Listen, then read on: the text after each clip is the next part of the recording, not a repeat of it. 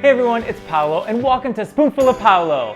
Alright you guys, I got a really good episode for you because I am talking to country TV and radio host, the one and only Cody Alan. Now he has a new memoir out called Here's the Thing. And let me tell you, I read his book and it is so good because he talks about what it was like coming out to his wife and his kids and to the country fans. So, you guys, I will see you with Cody and I can't wait.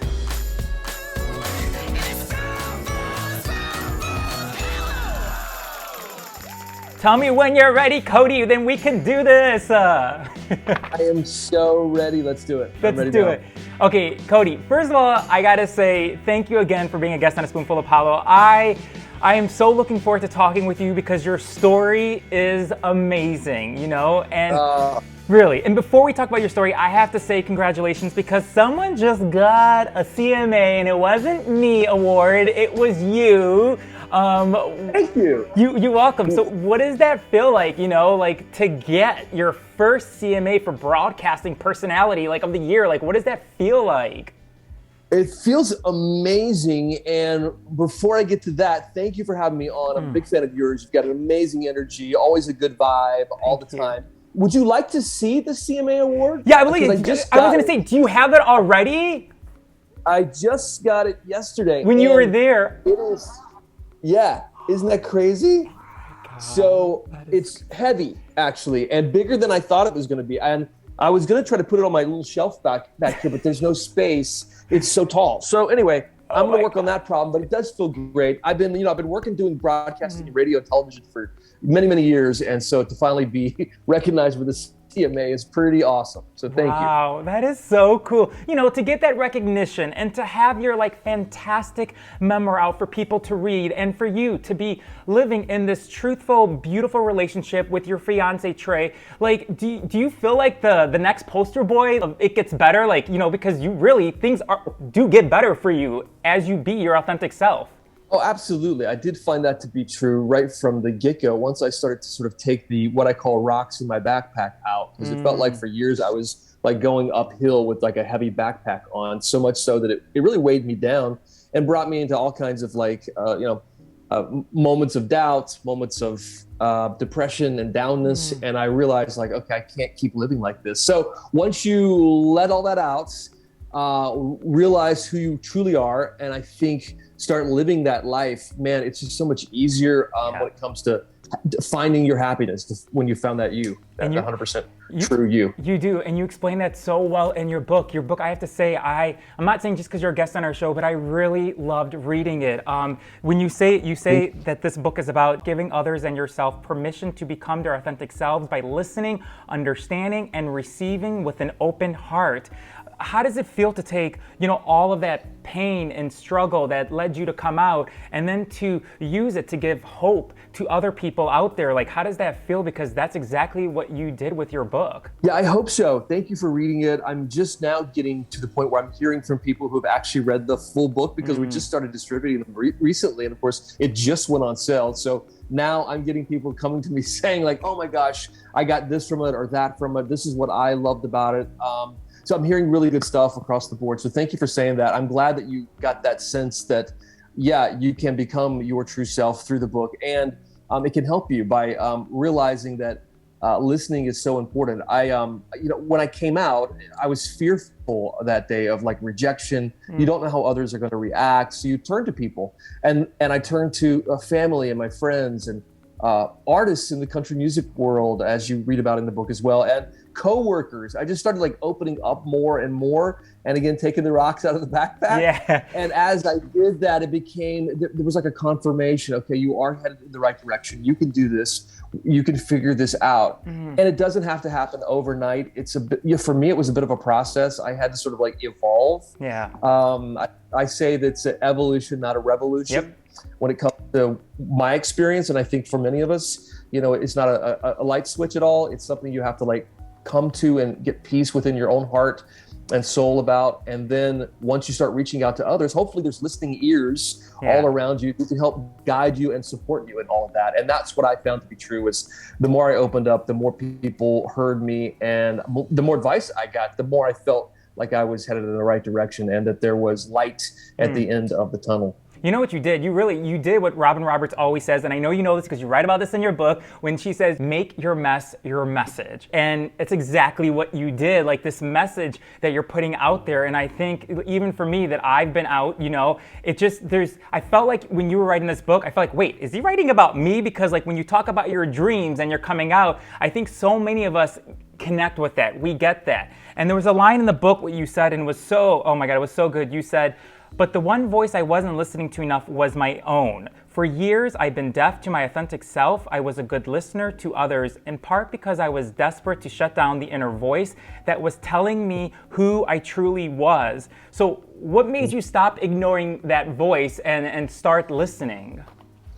Well, I think it was the realization that no matter how much I achieved, how many great successes, how many of these awards or whatever you accomplish, how many distractions you fill your life with. And we all feel it, particularly when we're trying to like cover something up that we know is who we are, something we're either ashamed of or we think should be secret. We should carry, I thought this secret was something I'd carry with me the rest of my life or till my death. And I realized like, okay, I've accomplished all these things. I've got all this stuff. I've done all these things, and yet I still know that there is someone inside that's never going to be truly happy because he can't be himself. Yeah. And so I think realizing over time that I needed to let go of those things and let my heart sort of like be free and tell my truth. Yeah. The truth will set you free, they say. Yes, it will.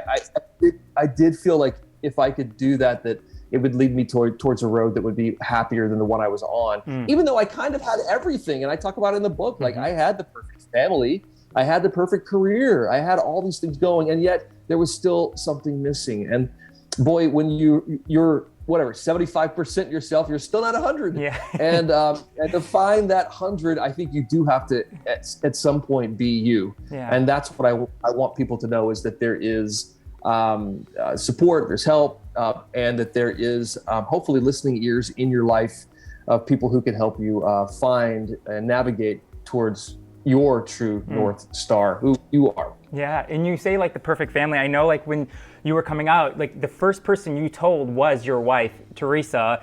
And when I came out, the first person I told was my ex-fiance, Casey. There's something about when you realize that you are gay, it's like you want to tell the person who you do love so much, and that was your wife, but what does that feel like? Because with your two kids and your wife and your stepdaughter, like to know that because our biggest fear is that they're going to reject us, as you were saying that earlier. But what does that feel knowing that they didn't reject you, that when you came out? I remember reading about when you came out to your wife, and I just started I got a little emotional because I thought about me and what I went through and how she was crying and you guys were holding each other. But what does that feel like to know that she accepted you and your kids accepted you? Because that's, not everybody has that, but you did, and it's a beautiful, beautiful thing. Yeah, my heart goes out to people who don't have that, who don't, and I've heard from some of them since the book came out. Again, just people kind of responding, getting their reactions, and I know I feel and empathize with those people, and I want to help them in some way, shape, or form. I hope the book helps them. But I will say, for me, I'm one of the lucky ones like you. I was met with love. And at first, there was a lot of disappointment, a lot of confusion about what it meant for our marriage when I spoke to my ex about myself. And yet at the same time, there was a lot of intentional movement for both of us. We met each other with love and compassion and decided the best thing to do for our family, for our kids, was to intentionally decide that we were not going to give up, that we were going to figure this out, and that we were going to do it together. And I think that kind of bond is very special. And again, it was two people, I think, of pretty good hearts who decided they were going to work together to reach a conclusion in marriage, but also a continuance of the co-parenting and of a family life that we sort of decided was that we would decide, that we would design, and that would be ours. And so we have that now, so that we are able to spend time with each other still, and that our families can get together, and our boyfriends and girlfriends or whatever can all be together on holidays or vacations or whatever, because we just decided intentionally that love would be the first thing that we would prioritize. Yeah, Teresa, I saw you guys on Tamron Hall's show, and I just, reading the book and even seeing her, like, I fell in love with her, and I've never met her, but I could just tell, like, what a pure, beautiful, loving heart, and how you guys came together to make it work with the family, because I've seen your family pictures, and that is, and that is a family. It doesn't have to be the ordinary family, the husband and wife and the kids. Okay, no, this is new time, that is a family, and that is so beautiful. I was thinking about Shelley Wright when she was on Oprah. I think it was back in 2010, and I remember her telling Oprah when she came out how, some people in the country music world, distanced themselves from her, or she felt rejected by them. And that was in 2010, and now we're in, 2021, almost 2022. Do you feel for you that things have changed, progress has happened with education, and, people really listening, as you always say, and you talk about it in your interviews, listening. Do you think we are going that way? Because I felt, when I saw that interview, I was emotional. I felt so bad for her, because how can someone reject someone for just being their authentic self, Yeah, no, I think there is a huge amount of love and acceptance that is happening within the world in general. We've seen that obviously with 2015's gay marriage and all the things that have transpired over the last few years that we didn't have any idea about when Shelley Wright came out in 2010. And so definitely trailblazers like her. I think about TJ Osborne. We just saw him yesterday who performed. Yeah, the CMA Award just yesterday. So I saw you in your story. You and your fiance, you guys look so cute together. Yeah, beautiful. Oh yes, thank you. Yeah. And he looked great with his date as well. And I thought, boy, there's something happening here that's a little bit different than what it was. And I think everyone, certainly many in the music industry and country music love and appreciate TJ, first of all, because he's a great musician. He's great on stage, terrific songwriter. He and his brother are amazing. And that all comes before anything else. And then, we also learned this other thing about TJ, and it's awesome. And I think the same is true for me and for many of us who come out, somewhat later in life. We hopefully, all the things that we've done, all the accomplishments, all the success, all the talent that is within being gay doesn't overcome either one of those things. It's just another part of our lives that maybe you didn't realize before. And I think that's the case with so many of us. Yep. But yes, progress. It's definitely happened. Country music, I think, a little slower in that progress, but nonetheless, we do see it happening, and it's a beautiful thing. Yeah, you said another part of your life, which is just a part of your life, but another part of your other life was when you were 10 years old, your parents bought you Mr. Microphone that literally was going to change the direction of your career, because at age 15, I remember you writing in the book that this one word that really stuck with me, this word bold. You were bold at 15, that you called in your local radio station, Yes 97, because you just wanted to work in the radio, and whether it was free, you got paid or not paid. But I think about that 15-year-old who was so bold. What do you think he would say about Cody today, who just got his first CMA, who's the biggest host for CMT? Like, what do you think that 15-year-old would say about you today, sitting here talking with me, inspiring so many people to really just be you? Because when you are you, look what comes your way, I, looking back, I wanted nothing more than just to be on the radio at that time. I would have been happy being on my local station probably for the rest of my life. You have these other things that happen to you, and you don't even see them coming. You don't know. And I talk about them all in the book, how like the chance of meeting someone, the connections that take place, and the people who see you working hard, and how that leads to something later. And I think that's definitely something I that 15-year-old always understood and knew that. And I talk about this quite often in the book too, that I always feel like I just have to work my way there. People talk about this elevator to success. There is no elevator in my mind. I always have to take the stairs. That's why it took so long to get the CMA Award over here. I mean, I feel like I have to work harder. And that's just the thing. Is I have that mentality with everything that I do. So I don't know if that 15-year-old would have understood anything about being out, or because I had no role models follow. I didn't have Ellen. I didn't have Will and Grace. I knew no gay people at my school. I had no relatives. I just knew how I felt, and I thought no one else is like this.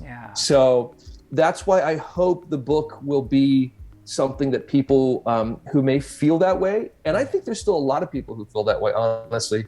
We live in a very, you know, as we talked about, a more loving and accepting world, but I do think there's a lot of people still out there who are afraid and scared to, you know, fear rejection when it comes to coming out. And though we've made it a whole lot easier, I still think it is a very scary thing for lots of people. So I hope people find hope in it, that maybe, you know, maybe not tomorrow, but maybe they can evolve into a moment where it seems like they could be themselves. And by the way, not just from a, you know, LGBTQ plus standpoint, but whatever it is that you're struggling with, because I think people struggle with all kinds of stuff. I hope that they find hope, that they're in the long run, speaking up, speaking out, being yourself, and then listening if you're, you know, on the other side of that conversation, and helping others will be sort of the message that people take away. But at 15, I had no idea. What to do with myself, what to be. I mean, when it came to being out. When you're 15, I'm thinking, what would he say too? Finding out that years later, Keith Urban's gonna write the foreword in your book. Like, oh my gosh, like it's so crazy. And I have to say, I love your relationship with Keith, because not only does you have his number in your phone, you've interviewed him many times. He wrote the foreword in your book, but you guys really do have I don't know, it's a special relationship, because I don't want to give it away, but you also talk about in the book how you came out to him, and and you know, we all know he's such an amazing guy. He has a good heart, but it makes you love him more when you read the book and see and hear his response to you. It was just, that moment was sacred, and I hope you hold on to that, because that was a beautiful moment, you know? Oh, man, you know what? I cried that day. I cried that night, the day I came out to him. And my soul was like, there was a bittersweetness to it. Like, oh my gosh, what have I done? But also just like, okay, I finally got it, I vented it to someone in my circle of artist friends.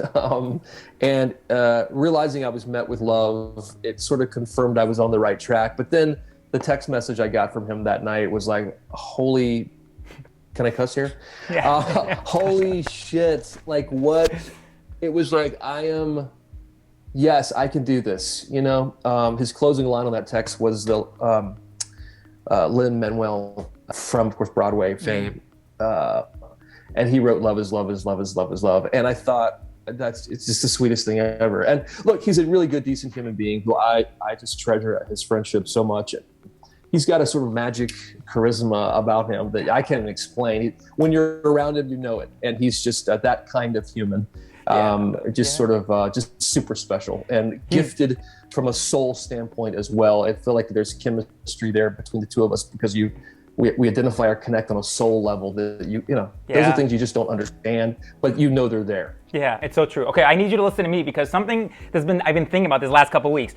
You posted something, we love this person so much. I know you love her, I love her, Gayle King. She's been a guest on our show. I know you write in the book, she's a fan of your work, you know, and just a couple weeks ago, you had dinner with her, okay? So, like, give me the details. Like, did you call her? Did you text her, Gayle, you want to go to dinner? Or did she text you, you want to go to dinner, Cody? Or did you, like, what was this? So, Gayle, I did an interview with her last year at the start of the pandemic, and afterwards, she asked her producer, she said, who is that guy? I want to find out more about him. I'm going to watch his show. And so she started watching the TV show on CMT. And so she became like, kind of a mega fan of country. Oh, she's already loved country music, but even a bigger fan of country music, because we told the stories, we had the interviews with the artists, the videos and everything. And so she since then writes me all the time. She will send me little messages about what song was at what place on the countdown, or like what interviews she loved, or what questions she loved the answer to. We become very close over little pen pals, if you will, over country music over the last little while. So, a couple weeks ago, when I knew I was going to New York, I sent her a message and said, "Hey, I'm going to be in New York for a few days. I'd love to see you." And then so Wednesday, I think it was Wednesday last week. I think so, yeah. She sent me a message and said, "Hey, do you want to do dinner tonight at 6?" I'm like, yeah, I would love it. So she took us out to the Polo Club. That's where we went to. I guess that's Ralph Lauren's place here in New York. Really nice, really swank. And so anyway, she's a terrific person. I just love her so much. And so I think I think Move over Oprah. I think I may be Gail's best friend. Oh my God. I'm going to send her this video that you said that. Be careful. It's just, I'm so proud of you, because if you think about, we talked about this earlier, but like, yeah, it's a lot of hard work that we do, but the hard work pays off, because when you know that you're aligned and what you're supposed to be doing, you're going to get there. And that's exactly what you've been doing. So I wanted to do something special for you, because the number 15 always, when I read your book, 1515, he was so bold, because that one phone call he made changed his life. So I decided that I wanted to purchase 15 books of yours. So I purchased 15 books. And what I did this morning is there's a center over here that helps out the LGBTQ plus community. And I wanted to go there and donate 15 books. So we went there this morning, and they're called Center on Halsted. So we did that for you, okay? Oh my gosh, that is awesome. How wonderful are you? No. That is incredible. And I love the books are going to be in the hands of people it can help, who can hear the story. Yeah, I wanted to pay forward, because there's something in the book that you said too, that and I thought the same thing too, that when you came out, when I came out, I thought literally for a while I was going to take it to my grave. And I know you've said that a few times in interviews and stuff. So it feels so good. And I want anyone who's watching this to look at you, to look at me and say that it really does get better. And if you really stick to being who you are and come out when you're ready, things do get better, and once you open that door, amazing things will come your way. Like maybe not having dinner with Gayle King, but just some amazing things will come your way. And I'm just so proud of you. I really am. Thank you so much. That is the nicest thing, and I really appreciate you saying that. And I do believe that great things will come as you pay it forward, or you get what you give. As you give more of your heart. I think you get some back, and I think that's a great lesson also that's taught in the book as well. So thank you for saying that. You're welcome. Thank you. Everybody, you can get this book. Amazon, anywhere they sell books, you're going to find your book. I see your face everywhere now in Chicago. Like, oh, there he is again. There's Cody. There's Cody. So you're everywhere here in the city. I am so happy. I love that the award is right behind you. So make sure you got to move it more to the right so they can see it. There it is again.